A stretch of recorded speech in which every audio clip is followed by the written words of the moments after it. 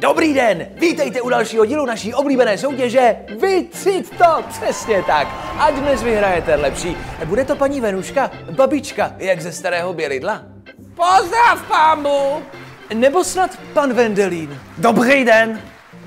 A je nejvyšší čas to zjistit, tak pojďme na první otázku. Venuško, kam správně vytřídit staré pneumatiky?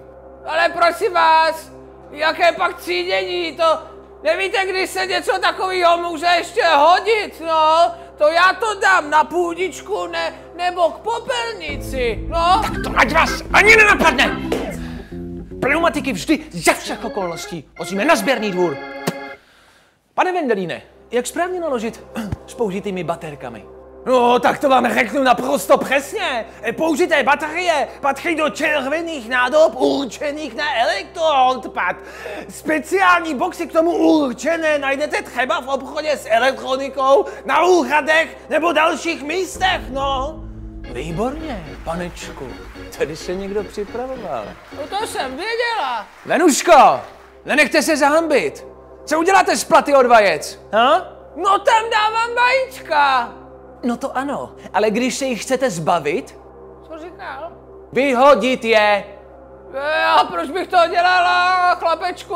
No teď to já každý ráno obejdu, ten kurník, sezbírám vajíčka, pak si to třeba mladí odvezou, no. Dobře, pokud by ale někdo jiný chtěl vyhodit plata od vajec, nemusí se bát, vyhodit je do papíru. Nebylo tomu tak vždy, ale teď už jdou krásně recyklovat. Stejně jako třeba ruličky od toaletního papíru. A pane Vendelíne, pro vás tu mám takovou záludnost. Jak správně naložit s plynami nebo hoblinami? No vidíte, to je moje téma. Jako vášnivý chovatel morčátek se každý týden usilovně peru s tím, co s jejich znečištěnou podestýlkou. No, nabízí se hnědá popelnice na bioodpad. Jenže to je samozřejmě špatné řešení. Do popelnic na bioodpad patří pouze čisté hobliny a piliny, takže ty po mých morčátkách a jiných zvířátkách raději do směsného. Ano, správně, máte samozřejmě pravdu, Vendelíne. Tak pojďme na poslední otázku. Venuško, natřela jste plot. To nedělám. Ale natřela a zbylo vám trochu barvy. Co s ní? Zase na půdičku? Ale kdeže, to plechovky s barvama mám já v garáži, no. Občas, když potřebuju něco v chalupě, dobrý, jo, jasně.